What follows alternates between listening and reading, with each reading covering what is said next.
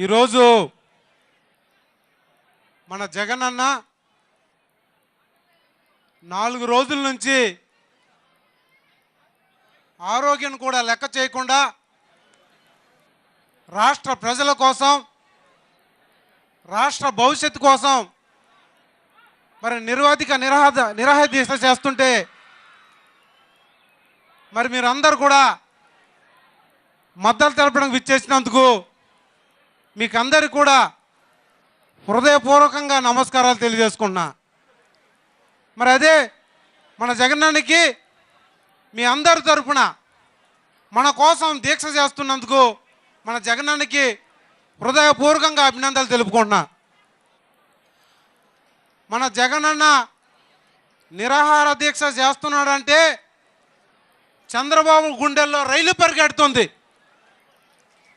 జగనన్న అంటే చంద్రబాబుకి దడ.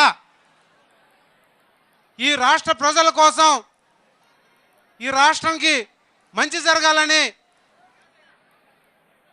ప్రత్యేక హోదా కోసం దీక్ష చేస్తుంటే మరి ఎలా అడ్డుకించారో మీకు మన అందరం కూడా చూసాం. ఎన్ని కుట్రలు కుతంత్రాలు ఇవన్నీ కూడా లెక్క చేయకుండా జగనన్న అకుంఠితమైన దీక్షతో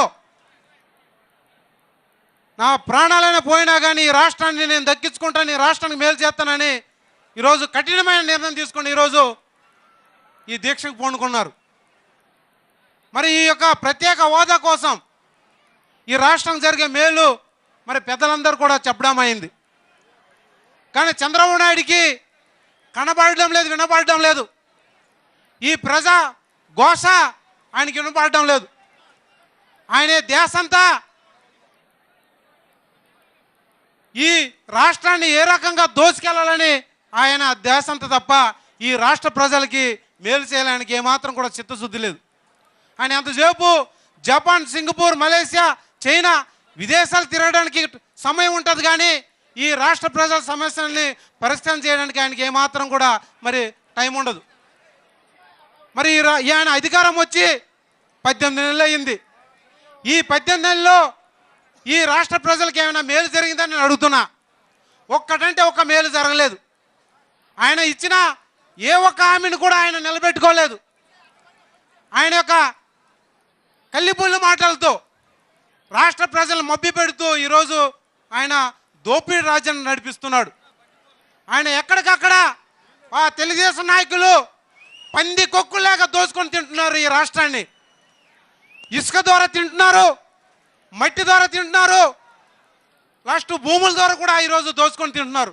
ఇది చంద్రబాబు నాయుడు పరిపాలన, ఇది దోపిడీ రాజ్యం. ఇది ఈ రాష్ట్రంలో ఏది కూడా ఉంచలేరు. అందుకనే జగనన్న ఈరోజు మన తరపున మన పక్షాన నిలబడి ఈరోజు పోరాటం చేస్తున్నాడు. మరి ఈరోజు మన పోలవరం ప్రాజెక్టు మన దివంగత నేత రాజశేఖర రెడ్డి గారి కళ. ఇది నిజంగా పోలవరం ప్రాజెక్టు పూర్తయితే ఈ రాష్ట్రంలో శాశ్వతంగా కరువు నిర్మూలన అవుద్ది. ఈ రాష్ట్రంలో తాగునీరు, సాగునీరు అందుద్ది.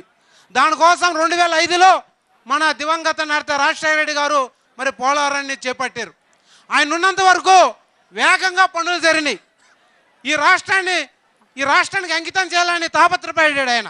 ఆయన ఎప్పుడైతే మరణించాడో ఆ పోలవరం ప్రాజెక్టు ఈరోజు మరి ఎంత నిర్లక్ష్యం చేస్తున్నారో మనం అందరం కూడా చూస్తున్నాం. ఈరోజు పోలవరాన్ని పక్కన పెట్టి పట్టిసీమ ప్రాజెక్టుని తీసుకొచ్చారు. ఆ పట్టిసీమ ప్రాజెక్టు అది ఒక అవినీతి ప్రాజెక్ట్. అది కేవలం డబ్బుల కోసం, కమిషన్ల కోసం ఆ పట్టిసీమ ప్రాజెక్టుని చంద్రబాబు తీసుకొచ్చాడు తప్ప ఇది ప్రజలకు కానీ రైతులకు కానీ ఉపయోగపడే ప్రాజెక్టు కాదు. ఇది పేరుకు రాయలసీమ అని అంటున్నాడు, కానీ ఆయన ఇక తీసుకొచ్చేది ఈ రాజధాని మరి పెట్టుబడిదారులకి, ఇక్కడ ఉన్న పారిశ్రామికవేత్తలకి ఆ నీళ్ళని తీసుకురావడమే తప్ప ఆయన రైతులు కానీ ఈ రాష్ట్ర ప్రజల కోసం కాదు. అలాంటి చంద్రబాబు నాయుడు ఈ రాష్ట్రంలో ఉండడం మన దురదృష్టం కూడా. ఆయన ముఖ్యమంత్రి అయిన తర్వాత ఈ రాష్ట్రం ఎలా ఎడారిగా అయిపోతుందో మనం చూస్తున్నాం. ఆయన ముఖ్యమంత్రి అయ్యడం లేదో ఈ రాష్ట్రంలో వర్షాలు కూడా కురవడం మానేసినాయి. అసలు పంటలు కూడా పండలేని పరిస్థితి. ఏ రైతు కూడా సుఖంగా లేడు. ఈరోజు రైతులు ఆత్మహత్యలు చేసుకుంటున్నారు రుణమాఫీ కాగనందుకు. ఈరోజు డోక్రా మహిళలు బాధపడుతున్నారు, విద్యార్థులు బాధపడుతున్నారు, నిరుద్యోగ యువకులు బాధపడుతున్నారు. అందరూ కూడా ఈరోజు మరి చంద్రబాబు నాయుడు పరిపాలన వల్ల అందరూ కూడా ఇప్పుడే 18 నెలలు అయింది లేదో ఈరోజు తీవ్రమైన వ్యతిరేకతో రాష్ట్ర ప్రజలు ఈరోజు ఉన్నారు. ఆయన్ని ఎప్పుడు దిగిపోతాడా, ఎప్పుడు తరిమి కొడదామని ఈరోజు రాష్ట్ర ప్రజలు ఉన్నారు. ఈ వచ్చే రోజుల్లో చంద్రబాబు నాయుడికి ఈ రాష్ట్రంలో డిపాజిట్లు కూడా ఉండవని ఈ సందర్భంగా తెలియజేసుకున్నాను.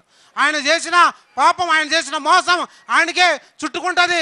ఆయన తప్పనిసరిగా ప్రజలే ఆయన తరిమి కొడతారని ఈ సందర్భంగా తెలియజేసుకుంటూ మరి ఈ అవకాశం కల్పించిన పెద్దలకి ప్రత్యేకంగా ధన్యవాదాలు తెలుపుకుంటూ సెలవు తీసుకున్నా.